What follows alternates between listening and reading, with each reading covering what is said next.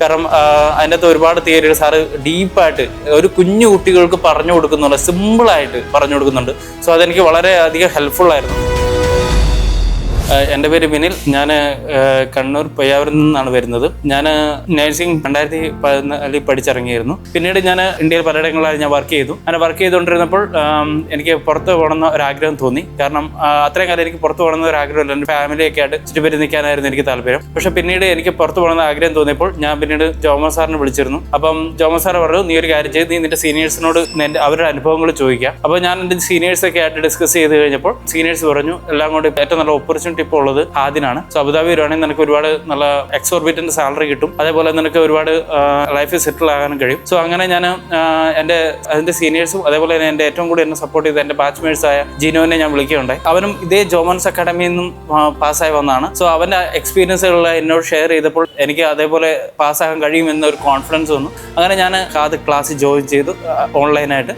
എൻ്റെ ജോബ് ഞാൻ അന്നേരം ആലുവയിലായിരുന്നു വർക്ക് ചെയ്തുകൊണ്ടിരുന്നത്. അപ്പോൾ എൻ്റെ ജോബിൻ്റെ കൂടെ തന്നെ പഠനം ഈസി ആയിട്ട് നടക്കാൻ കഴിഞ്ഞു. കാരണം സാറിൻ്റെ റെക്കോർഡറായ ക്ലാസ് അത് നമുക്ക് എപ്പോൾ വേണമെങ്കിലും കേൾക്കാൻ കഴിയുമായിരുന്നു. ഫ്രീ ടൈമിലെല്ലാം എനിക്ക് ജോമോൻ സാറിൻ്റെ ക്ലാസ് ഞാൻ കേട്ടിരുന്നു. കാരണം അതിനകത്ത് ഒരുപാട് തിയറികൾ സാറ് ഡീപ്പായിട്ട് ഒരു കുഞ്ഞു കുട്ടികൾക്ക് പറഞ്ഞു കൊടുക്കുന്നുണ്ട്, സിമ്പിളായിട്ട് പറഞ്ഞു കൊടുക്കുന്നുണ്ട്.